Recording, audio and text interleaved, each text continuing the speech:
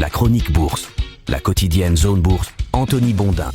Salut à toutes et à tous et bienvenue dans ce point de marché Zone Bourse. Nous sommes le vendredi 18 octobre 2024 et ce matin il s'appelle TSMC a effacé l'ardoise d'ASML. La première grosse semaine de publication de résultats trimestriels a donc accouché de performances contrastées selon les entreprises et ça n'a pas empêché plusieurs indices de toucher des records, on va en parler un petit peu après. L'IA, la Chine et la géopolitique continuent à fournir le contexte pendant que le compte à rebours accélère avant l'élection présidentielle américaine. Sur les marchés financiers, les petites histoires comptent souvent autant que la grande histoire, celle des cycles économiques et des flux de capitaux. Car c'est bien la narration du quotidien qui alimente ce que l'on pourrait qualifier d'insoutenable légèreté de l'investisseur pour dévoyer le titre du roman de Milan Kundera. L'investisseur adore en effet la théâtralisation et les sentiments extrêmes. C'est un peu ce qui s'est passé cette semaine, puisque mardi c'était la grande déprime, la fin de la poule aux œufs d'or des semi-conducteurs, qu'on appelle d'ailleurs plutôt dans le secteur la puce aux œufs d'or. En effet, mardi, il y a eu le très inattendu avertissement sur les résultats du néerlandais ASML. Il a fait tache au milieu de tout ce beau tourbillon haussier lié à l'intelligence artificielle. Pour citer un proverbe célèbre, les arbres ne montent pas jusqu'au ciel. Pour autant, le spleen n'a pas duré bien longtemps puisque dès hier matin, la vapeur s'est inversée grâce aux performances financières démentielles, dixit un analyste de TSMC qui évolue dans le même secteur, donc celui des semi-conducteurs. Vous le savez, c'est un compartiment du marché qui est très sensible parce qu'on touche là à l'un des cœurs du réacteur haussier. D'ailleurs, exprimé grossièrement, ASML est le meilleur fournisseur de TSMC qui est le meilleur fournisseur de Nvidia qui est le meilleur fournisseur d'OpenAI. Une supply chain, il faut quand même le reconnaître, qui a une certaine gueule. TSMC a donc contribué à effacer l'ardoise laissée par ASML et ça a permis aux indices boursiers de reprendre leur hausse et d'aller titiller pour certains d'entre eux les sommets récemment atteints. Côté Europe, le rebond était au rendez-vous, même en France où le CAC 40 a repris 1,2%, il a été bien aidé par l'absence de baisse du luxe et la dynamique haussière de Schneider et d'Airbus, deux des poids lourds de l'indice. Le DAX allemand, lui, il a signé un nouveau record, il a été soutenu par SAP, qui se rapproche doucement mais sûrement du podium des plus grosses capitalisations européennes sans trop faire de bruit. Le groupe allemand profite aussi des déboires d'ASML puisque leurs deux capitalisations sont presque voisines désormais. Pour continuer sur le propos initial de cette chronique, la séance de la veille a donné deux beaux exemples de la façon dont les investisseurs peuvent s'emparer d'un événement pour tourner la narration dans un sens inattendu.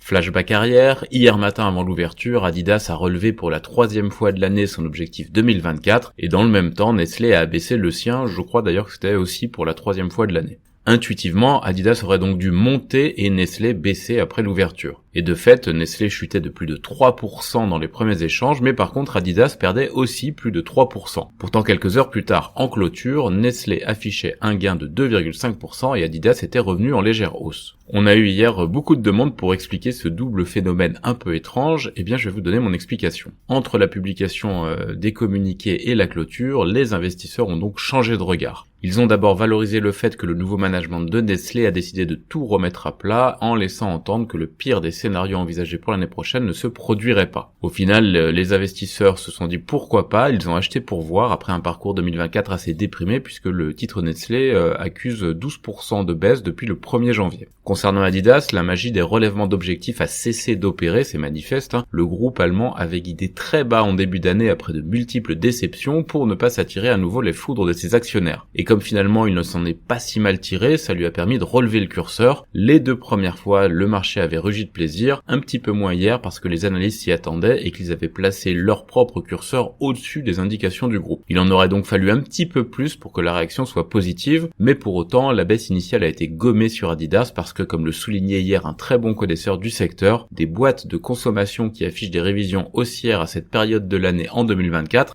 ça ne court pas vraiment les rues actuellement sur la cote boursière. Bref, l'exemple Nestlé et l'exemple Adidas illustrent qu'en finance comme ailleurs, il faut parfois se méfier des apparences et tenir compte du contexte et de la psychologie. On revient sur des considérations plus générales avec les États-Unis hier où la technologie a fait le nécessaire pour que les indices gagnent quelques points. Ça n'a toutefois pas suffi pour le S&P 500 qui a très légèrement baissé, on était à moins 0,02% en clôture. Ça c'est à cause des plongeons des assureurs santé Molina, Santen et Elevance Health à cause des indications préoccupantes de ce dernier sur l'évolution de ses résultats. Quant à la séance du jour, elle est dominée par les chiffres de la croissance chinoise au T3. Ils sont en ligne avec les attentes, voire même un petit peu plus élevés que prévu selon certains économistes. Mais malgré tout, la croissance est la plus faible depuis le début de l'année 2023, ce qui maintient sur le devant de la scène la nécessité de renforcer les mesures de soutien. En tout cas, l'acquis de croissance sur 9 mois atteint 4,8%, ce qui pourrait permettre à Pékin de sauver les apparences en laissant apporter l'objectif annuel de croissance d'environ 5%. En parallèle, ça continue à beaucoup s'agiter du côté des institutions avec des annonces qui sont prévues du côté de la Banque centrale incessamment sous peu, en tout cas selon les dernières rumeurs. Par ailleurs, on reste dans l'actualité, Israël a annoncé la mort de Yahya Sinwar, le chef du Hamas, présenté comme l'architecte de l'attaque du 7 octobre 2023. L'État hébreu en a profité pour annoncer que le conflit peut prendre fin dès que le Hamas aura rendu les armes et libéré les derniers otages détenus. La situation géopolitique reste toutefois complexe et n'est pas étrangère au fait que l'or a dépassé pour la première fois le cap des 2700$ l'once. Sur le front des sociétés, Netflix a continué sur sa lancée récente en publiant de bons chiffres hier soir. On attend Procter & Gamble et American Express notamment aux États-Unis aujourd'hui à la mi-journée. Côté Asie-Pacifique, la Chine a terminé fort la semaine avec les dernières statistiques et les annonces de la Banque centrale chinoise. Le Hang Seng prend 1,9% et le CSI 300 environ 2,3%. Cet enthousiasme n'est pas communicatif du côté de la Corée du Sud qui perd 0,6% ou de l'Australie en baisse de 0,9%. Le Japon, lui, il boucle sa semaine sur un gain de 0,1%. Les indicateurs avancés européens laissent entrevoir une ouverture en baisse au matin de la journée dite des sorcières, c'est-à-dire de la compensation mensuelle. Nous sommes en effet le 3e vendredi du mois.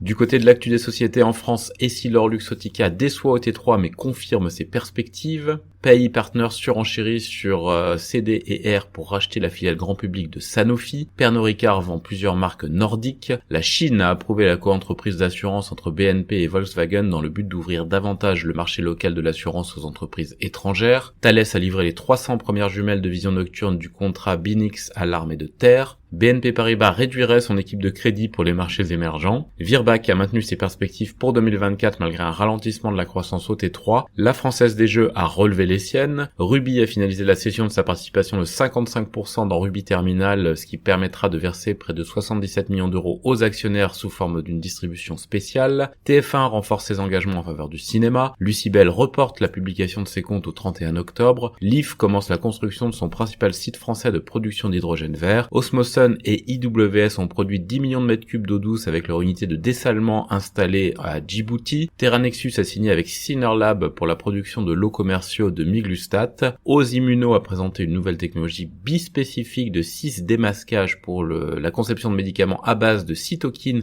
avec un indice thérapeutique amélioré. L'EMA a confirmé son avis négatif concernant le masitinib d'AB Science dans la SLA, le laboratoire qui a par ailleurs retiré sa demande de réexamen au Canada. Enfin, Safe Orthopedics augmente son financement dilutif et la procédure de sauvegarde de Gossin est convertie en redressement judiciaire. Sur l'agenda des publis de sociétés en France, on a Carmila, Lagardère, SRP, Réalité, Athème, Damartex, Verimatrix, Metanor, DMS, UV Germi et plusieurs autres encore. Ailleurs en Europe, BP envisage la vente d'une participation minoritaire dans son activité éolienne offshore. AB Volvo a annoncé une baisse de ses résultats. Brunello Cucinelli, à l'inverse, contrecarre la tendance morose du secteur du luxe en augmentant son chiffre d'affaires. Nokia va réduire ses effectifs de 2000 personnes en Chine et Comet revoit ses prévisions en baisse en dépit d'un bon T3. En Amérique du Nord, Netflix gagnait donc 5% hors séance après l'annonce de ses trimestriels. Intuitive Surgical gagnait 6% pour la même raison. Alimentation Couche-Tard au Canada envisage toujours l'acquisition du japonais Seven & i en dépit